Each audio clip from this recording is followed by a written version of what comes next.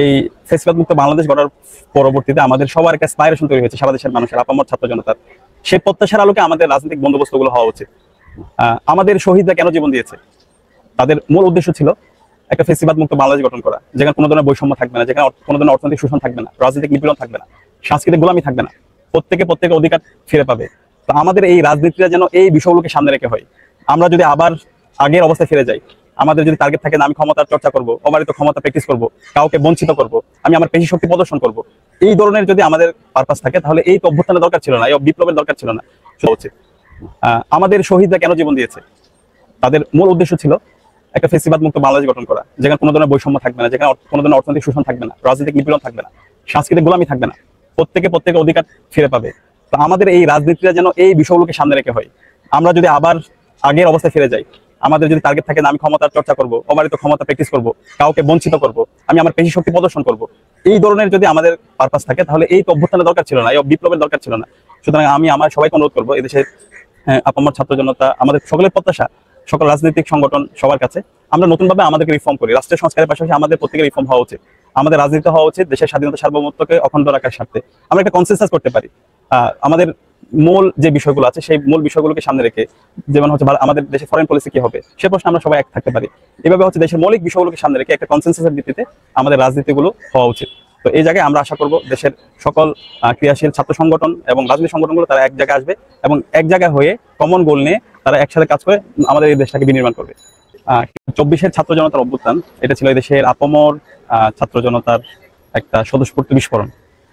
এখানে এদেশের শ্রমিকরা ছিল, কৃষকরা ছিল, শিক্ষকরা ছিল, ছাত্ররা ছিল, পাবলিক প্রাইভেট ইউনিভার্সিটির শিক্ষার্থীরা ছিল, সর্বস্তরের মানুষরা ছিল, পাশাপাশি সকল ছাত্র সংগঠনের যারা স্টেক হোল্ডাররা ছিল তারা ছিল। এখানে ছাত্রদল ছিল, বামপন্থী ছাত্র সংগঠন ছিল, ইসলাম ছাত্র শিবিরও ছিল।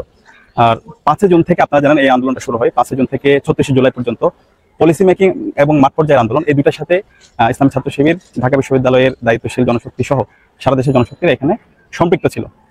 তো এই আন্দোলনে যদি আমরা একটু স্টাডি করি, আমরা প্রথম দিকে আমাদের এই আন্দোলনটা ছিল কোটা সংস্কার আন্দোলন করা, কিন্তু 19 তারিখের পরে আপনারা জানেন 19 তারিখ 9 দফা আসে এবং ওই 9 দফায় মূলত এক দফা ছিল।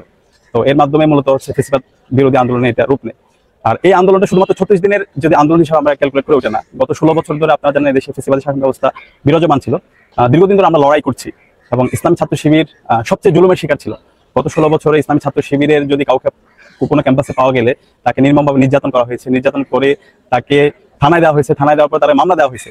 এবং যদি হচ্ছে কাউকে কোনো মেসে পাওয়া গেলে তাকে বিভিন্ন ধরনের বই নিয়ে এসে বলা হয়েছে জিহাদি বই এবং বিভিন্ন ধরনের বিস্ফোরক দ্রব্য, তারা সাধারণ নাটক তৈরি করেছিল, এভাবে নির্মম নির্যাতন করা হয়েছে।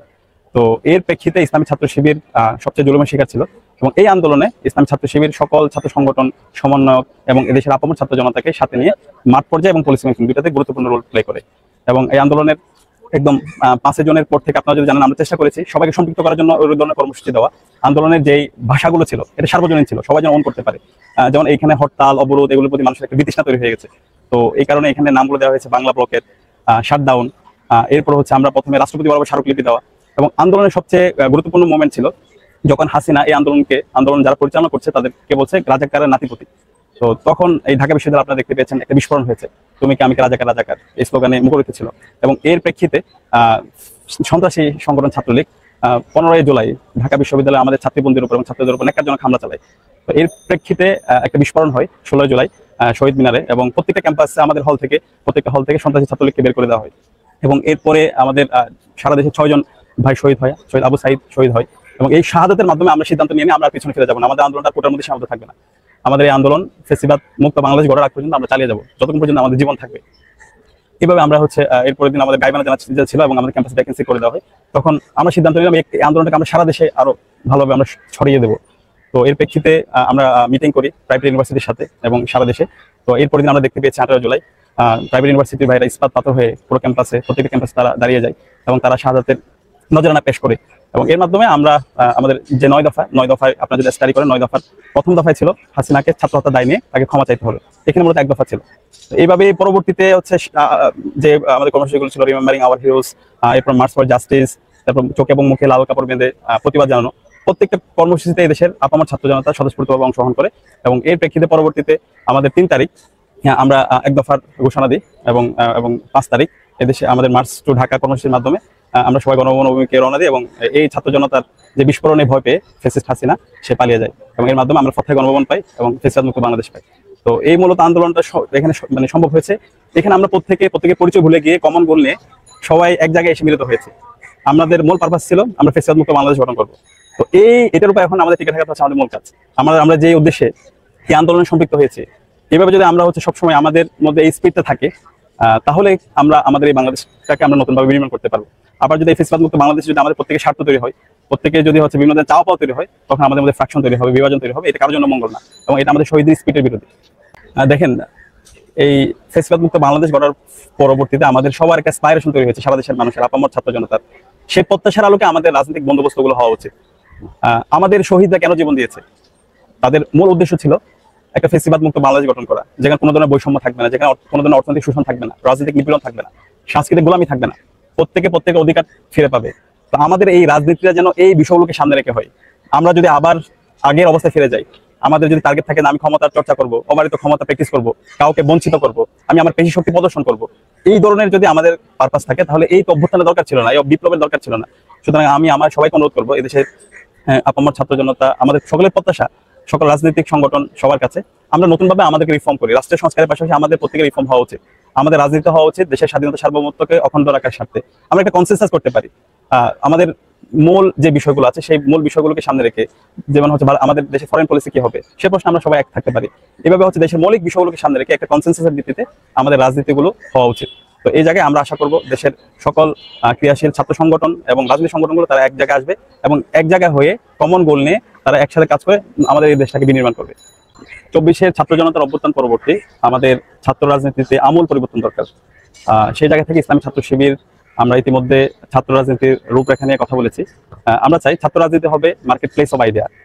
বাজারে বিভিন্ন জনের বিভিন্ন আইডিয়া থাকবে, ছাত্র সংগঠনগুলো তাদের যে আদর্শগুলো আছে সেই আদর্শগুলো নিয়ে তারা সাধারণ শিক্ষার্থীদের কাছে যাবে। শিক্ষার্থীদের যার আদর্শ তার কাছে ভালো মনে হবে সে তার কাছে যাবে, যার আদর্শ ভালো লাগবে না তার আদর্শ নিয়ে সে ক্রিটিক করবে। এই ভালো লাগা এবং মন্দ লাগা সমালোচনা করা প্রত্যেকটা জিনিসকেই ছাত্র সংগঠনগুলো সাধুবাদ জানাবে। তো আমরা এই ধরনের ছাত্র রাজনীতি প্রমোট করছি। দ্বিতীয়ত আমরা বলছি ছাত্র রাজনীতি হবে মেধার ভিত্তিতে, এখানে মেধার সমন্বয় করবে। গত 16 বছরে আমরা যে দাসত্বের রাজনীতি দেখতে পেয়েছি, যেই হলগুলোতে হল দখল করা অথবা চাঁদাবাজি, টেন্ডারবাজি অথবা বিভিন্ন ধরনের জুলুমতন্ত্রের যে রাজনীতি দেখতে পেয়েছে, পেশি শক্তির রাজনীতি, সেই ছাত্র রাজনীতি আমরা এখন আর চাই না। আমরা চাই ছাত্র রাজনীতি হবে মেধার ভিত্তিতে, মেধাবীরা ছাত্র রাজনীতি আসবে এবং সবাইকে সংযুক্ত করে প্রত্যেকে তাদের আইডিয়াগুলো বিতর্কের মাধ্যমে, তাদের চিন্তার মাধ্যমে, বয়ানের মাধ্যমে তারা সবার সামনে তুলে ধরবে। তৃতীয়ত আমাদের ছাত্র রাজনীতির মূল এজেন্ডা হবে শিক্ষার্থীদের যে দাবি দাওয়াগুলো আছে সেই শিক্ষার্থীদের দাবি দাওয়াগুলোকে কেন্দ্র করে, এটাই হবে এখানে মূল পারপাস। শিক্ষার্থীরা যেভাবে চাইবে সেই অনুযায়ী ছাত্র রাজনীতি পরিচালিত হবে। এবং সর্বশেষ ছাত্র রাজনীতি হবে ছাত্র সংসদকে কেন্দ্র করে। ছাত্র সংসদ প্রত্যেকটা ক্যাম্পাসে কার্যকর করা হচ্ছে এই মুহূর্তে সবচেয়ে গুরুত্বপূর্ণ কাজ। এবং ছাত্র সংসদ নির্বাচনের মাধ্যমে শিক্ষার্থীদের নির্বাচিত প্রতিনিধিরাই ক্যাম্পাসে তারা প্রতিনিধিত্ব করবে। এই সামগ্রিকতাকে বিবেচনা করে ইসলামী ছাত্র শিবির আমরা ছাত্র রাজনীতির একটি বিস্তারিত রূপরেখা জাতির সামনে আমরা পেশ করবো ইনশাআল্লাহ। সবকিছু সমন্বয় হবে এখানে। দলীয় ছাত্র রাজনীতির যারা প্রতিনিধিরা আছে তারাই তো এই ডাকসুতে তারা দাঁড়াবে। শিক্ষার্থীরা যদি তাদেরকে পছন্দ করে, তারা যদি শিক্ষার্থী বান্ধব কাজ করে, অবশ্যই শিক্ষার্থীরা তাদেরকে সাধুবাদ জানাবে, সাদরে গ্রহণ করবে। আর যদি আমরা শিক্ষার্থীদের পালস না বুঝি, শিক্ষার্থীদের বাইরে কাজ করি, তখন শিক্ষার্থীরা আমাদের গ্রহণ করবে না।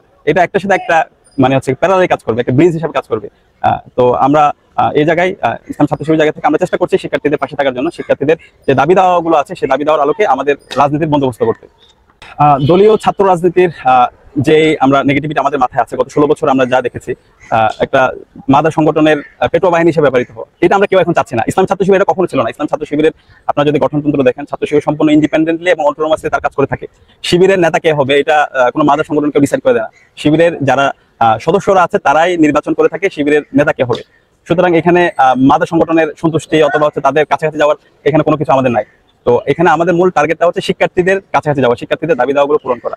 সুতরাং শিবির সবসময় শিক্ষার্থীদের কাছাকাছি ছিল এবং আমরা আশা করব সকল ছাত্র সংগঠনগুলো শিক্ষার্থীদের যে দাবি দাওয়াগুলো আছে, শিক্ষার্থীদের যে প্রত্যাশা আছে, 24-এর যে স্পিরিট আছে সেই স্পিরিটের আলোকে তাদের রাজনীতি করবে। তাহলে শিক্ষার্থীদের মাঝে যে ছাত্র রাজনীতির ব্যাপারে যে নেগেটিভিটি আছে, তাদের মাইন্ডসেটে যে গত 16 বছরের ছাত্র রাজনীতির যে একটা নেগেটিভ মাইন্ডসেট তৈরি হয়েছে ওটা ভেঙে যাবে।